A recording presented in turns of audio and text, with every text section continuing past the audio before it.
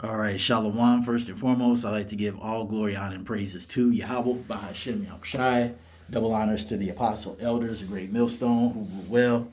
And salutations to all you brothers out there pushing this word in love, truth, sincerity, and humility. Once again, it's the brother Shatia from the Chicago camp coming back to you with what I hope is another quick and edifying. Sit down. And this very short video, you're going to see all the places that have been burnt down due to the fact that people are not being paid a livable wage in this so-called modern world. So the video is very short, less than about 20 seconds, but if you need to pause it and take a look at some of them, please feel free. So we'll let this play and get some scripture. They're now up to 23. It's not showing you the full list, but the Raytheon building in Georgia.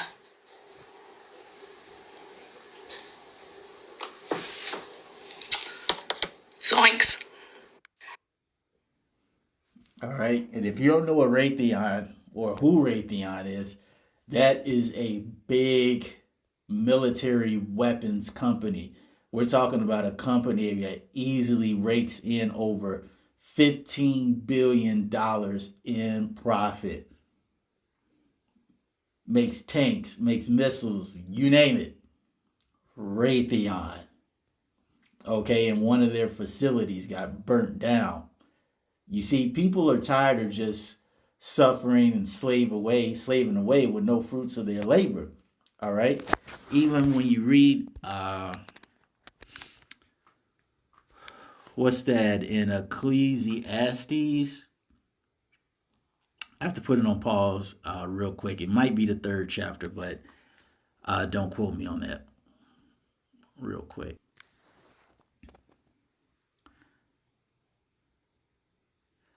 All right, yep, it was Ecclesiastes 3, and the point is in 22, but I'm going to start at 19.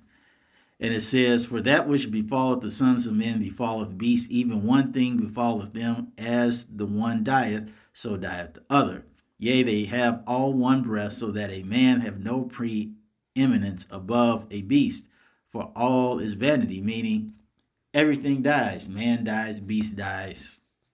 The cycle continues. It says, "All go unto one place, all are of the dust, and all turn to dust again." It says, "Who knoweth the spirit of a man that goeth upward, and the spirit of the beast that goeth downward to the earth?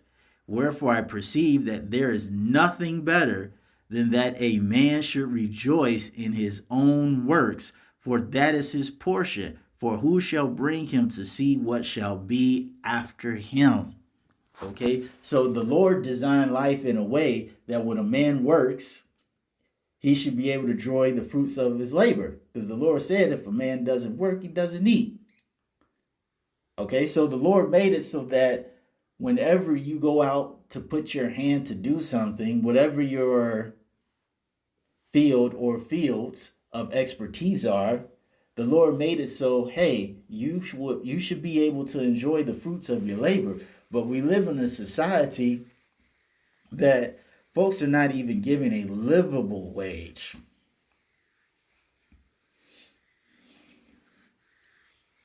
Folks aren't even being paid to paid enough to handle their rent. Just the rent. We're not even talking about the rest of the things: food, car note, student loans, all the things that come with the car, all the things that come with a house or an apartment, children. I mean, folks are out here getting crushed. All their hard work is going to nothing for themselves and everything for the elite. And that's just not how life was meant to be. Okay, and because of these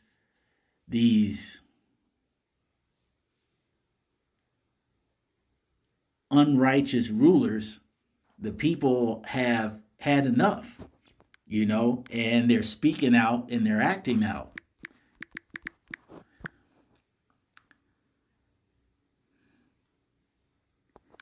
Okay, third Ecclesiasticus 31 and start at 23. It says, whoso is liberal of his meat, men shall speak well of him, and the report of his good housekeeping will be believed. But against him that is a niggard of his meat, meaning stingy, it says, the whole city shall murmur, and the testimonies of his niggardness shall not be doubted of. And what do you have here in America? You have people mourning, you have people protesting physically, you have people taking action, as in this story's case, burning down facilities and letting people know the reason why we're doing this is because you are so damn greedy and immoral. You have literally made life hell for us, for our family, our children, for everyone.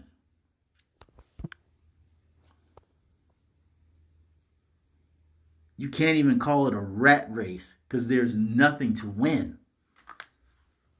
All there is agony, pain, and sorrow.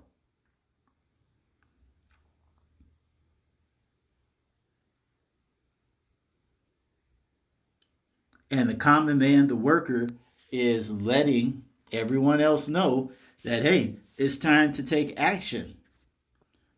If they want to sit here and abuse us and make world record making profits at the expense of us losing our homes, losing our spouses, losing our children, losing our health benefits, losing food, losing our cars, they're like, well, fuck you guys. I have nothing to lose. And seeing as I have nothing to lose, we're going to show you how it is to lose something. And we'll finish this off with Galatians 6 and 7. All right, I could probably quote it by heart, but nonetheless, we're still going to get it anyway.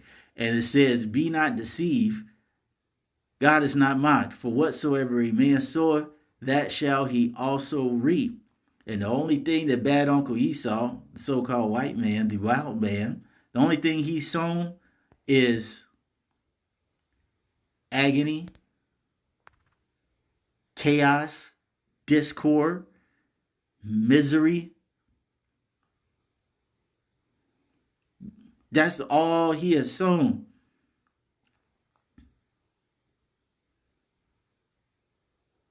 Like I said, ruining people's lives. And now folks are like, all right, if this is how you want to make us feel, you don't want to listen to reason, you don't want to listen to protest, hey, all right, we know how we're going to hit you right in your pocketbook. We're going to hit you where you understand. And so now you have all these CEOs and these companies starting to feel the pressure of the common man because they're setting their buildings ablaze. And so far, the count is at 23. You better believe there's about to be a whole bunch of more arson-like incidences happening here in the United States. So it's just one of those things we have to, pay attention to see what happens next. But that's all I wanted to say on this. Hope you all were edified. To the next time, we're going to say shalom.